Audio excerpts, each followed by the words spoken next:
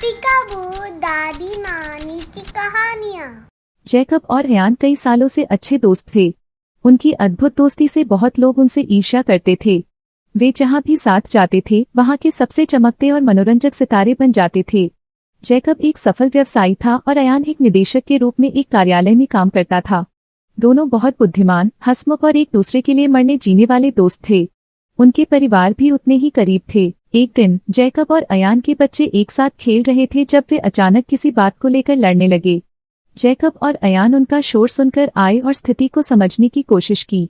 दोनों बच्चों ने अयान और जैकब के सामने अपनी शिकायतों के बारे में बताया।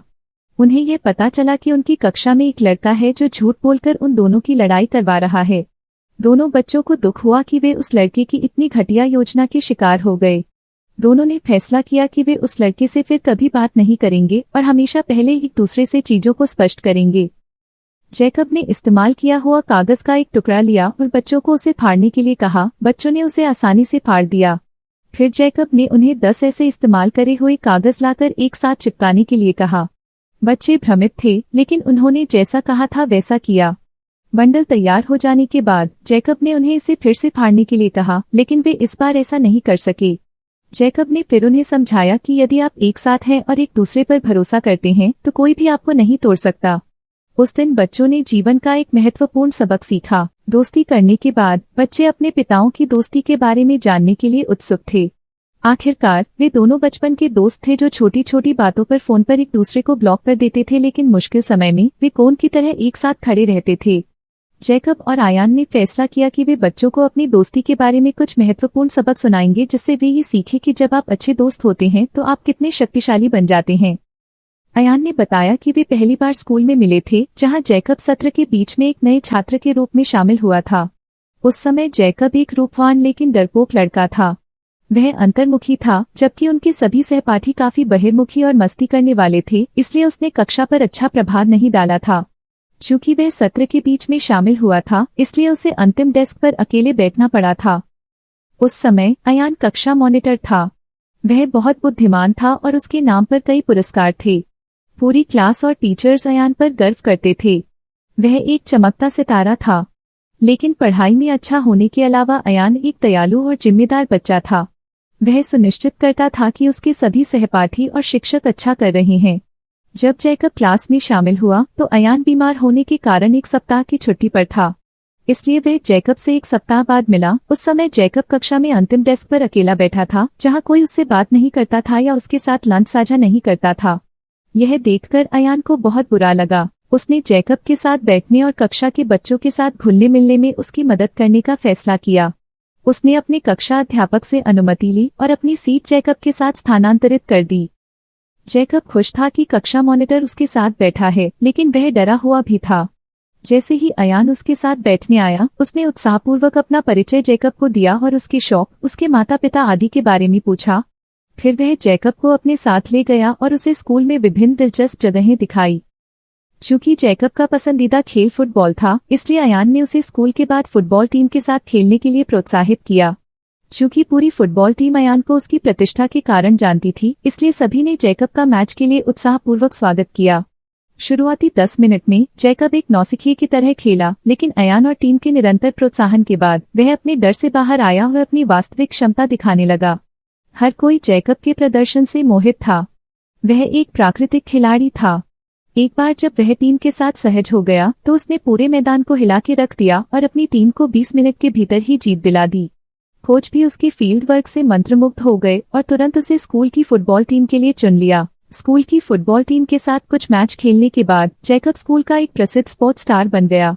वह न केवल फुटबॉल में बल्कि अन्य खेलों में भी अच्छा था। वह स्कूल का स्पोर्ट्स कैप्टन बन गया और अयान से प्रेरित होकर उसने अन्य छात्रों की मदद करना शुरू कर दिया।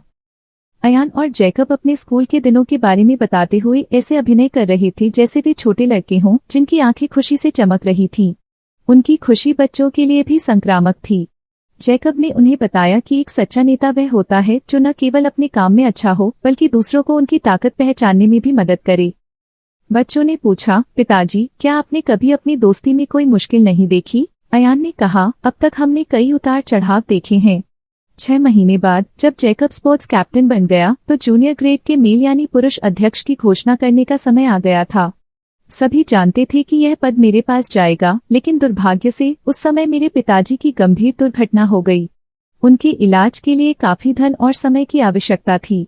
उस समय हमारे सबसे करीबी दोस्तों और परिवार वालों ने भी हमें अपनी पीठ दिखा दी थी। मैं और मेरी माँ पूरी तरह से उथल-पुथल में थे। उस भयावह स्थिति में जैकब अपनी माँ और पिता के साथ हमें अस्पताल में देखने आया। परिस्थिति जानने के बाद जैकब ने अपने पिता से कहा कि जब तक मेरे पिता की स्थिति स्थिर नहीं हो जाती वह मेरे साथ अस्पताल में रहेगा। उसने अपने पिता से अपनी गुल्लक लाने के लिए भी कहा ताकि वह अपने सभी पैसे मेरे पिता के इलाज के लिए खर्च कर सके। अपने बेटे की आंखों में दृढ़ निश्चय देखकर जैकब के पिता ने उनसे पूछा कि वह इतनी हद तक मेरी मदद क्यों करना चाहता है। जैकब ने कहा, अयान मेरा भाई है और मैं उसे दर्द में नहीं देख सकता। जब वह मुझे जानता भी नहीं था तब उसने मेरे लिए स्टैंड लिया था, इसलिए मैं हमेशा उसके साथ खड़ा रहूंगा। अपने बेटे से यह जवाब मिलने के बाद जैकब के पिता ने अपनी आधिकारिक शक्ति का इस्तेमाल करके परिस्थिति को मोड़ दिया। इस घटना से पहले हमारे स्कूल में किसी को नहीं पता था कि जैकब के पिता को हाल ही में हमारे शहर के सर्वोच्च सरकारी अधिकारी के रूप में स्थानांतरित किया गया था। उन्होंने न केवल मेरी मां को मेरे पिता के इलाज के लिए निर्णय लेने में मदद की, बल्कि मेरे पिता के नियोक्ता को भी इलाज के लिए भुगतान करने के लिए मजबूर किया। जैकब और उसकी मां हमारे साथ अस्पताल में 3 दिन तक रहे जब तक मेरे पिता को होश नहीं आया। उनकी उपस्थिति के कारण अस्पताल प्रबंधन ने मेरे पिता के इलाज बहुत ध्यान से किया। मेरे पिता खतरे से बाहर थे, लेकिन उन्हें अभी भी पूरी तरह से ठीक होने के लिए 1 या 2 महीने और अस्पताल में रहना था। मैंने फैसला किया कि जब तक मेरे पिता चलना शुरू नहीं कर सकते मैं उनकी देखभाल करूंगा। मैंने अपने स्कूल को अपनी परिस्थिति के बारे में सूचित किया और उन्होंने मुझे इस अवधि के लिए छुट्टी लेने की अनुमति दी। लेकिन जूनियर ग्रेड के पुरुष स्कूल अध्यक्ष की घोषणा की जानी थी और मेरी अनुपस्थिति में यह पद जैकब को देने का निर्णय लिया गया। मैं जैकब के लिए खुश था, लेकिन मैं निराश भी महसूस कर रहा था। मैं उस उपाधि के लिए जुनूनी था, लेकिन मैंने अपनी भावनाओं पर काबू पाया और जैकब को इसके लिए बधाई दी। जैकब भी बहुत खुश था। हमने अपने सहपाठियों के साथ उसकी उपलब्धि को मनाया। समारोह के दौरान मेरे कई पुराने दोस्तों ने जैकब के खिलाफ मुझे भड़काकर हमारे बीच कलह पैदा करने की कोशिश की। उन्होंने कहा कि जैकब इस पद को अस्वीकार कर सकता था, लेकिन उसने इसे मुझसे छीन लिया। लेकिन मैंने उन सभी बातों को नजरअंदाज कर दिया और जैकब के चरित्र पर भरोसा किया। मेरे पिता के इलाज के दौरान जैकब और उसका परिवार हमारी ताकत का स्तंभ था। जैकब स्कूल अध्यक्ष की जिम्मेदारियों के बारे में मेरी सलाह लेता था और मैंने बिना किसी संकोच के उसका समर्थन किया। जैकब को बढ़ता हुआ देखकर मुझे बहुत अच्छा लगा। 1.5 महीने के बाद मेरे पिता को आखिरकार अस्पताल से बहुत बेहतर हालत में छुट्टी मिल गई और मैं अपने स्कूल वापस लौट आया। मैं वास्तव में स्कूल वापस आकर बहुत खुश था। स्कूल के दिन के अंत से पहले सभी जूनियर कक्षाओं को सभागार में इकट्ठा होने के लिए कहा गया।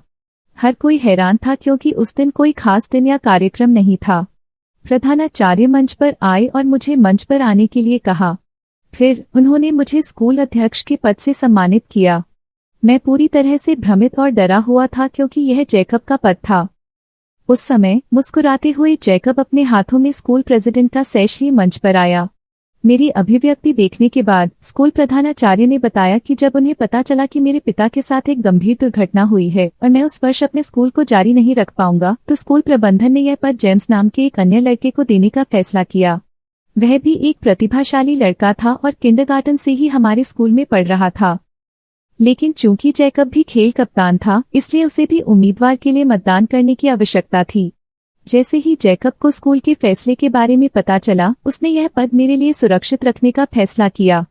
जैकब ने पूरे स्कूल नेतृत्व को आश्वस्त किया कि मैं कुछ दिनों के भीतर स्कूल में शामिल हो सकूंगा और यह पद केवल मेरे लिए ही योग्य है। जैकब एक अद्भुत वार्ताकार था। स्कूल प्रबंधन उसके तर्कों से सहमत हो गया, लेकिन उसे बताया गया कि उसे स्कूल अध्यक्ष के पद को अस्थायी रूप से भरने और स्कूल लौटने पर मुझे स्थानांतरित करना पड़ेगा। प्रधानाचार्य ने आगे कहा, मैंने सोचा था कि इस स्थिति से अयान का आत्मविश्वास टूट जाएगा, क्योंकि अपनी उपाधि बीच में ही किसी और को हस्तांतरित करना काफी शर्मनाक होता है। लेकिन जैकब तुरंत सहमत हो गया। मैं इन दोनों लड़कों की दोस्ती से वाकई हैरान था। इस घटना के बारे में जानने के बाद मैं फूट फूट कर रोने लगा और जैकब को जोर से गले लगा लिया। जैकब ने कहा, अयान, तुम जानते हो कि मैं एक बेफिक्र लड़का हूँ और इन जिम्मेदारियों को नहीं निभा सकता। मुझे सिर्फ खेल से प्यार है। उस दिन के बाद सभी को पता था कि हम एक हैं। बच्चे अपने माता पिता की दोस्ती से बहुत प्रभावित थे। उन्होंने एक दूसरे पर भरोसा करने और आगे बढ़ने में एक दूसरे की मदद करने के बारे में एक महत्वपूर्ण सबक सीखा। आशा है कि आपको यह कहानी पसंद आई होगी। हमारे चैनल को लाइक, शेयर और सब्सक्राइब करें।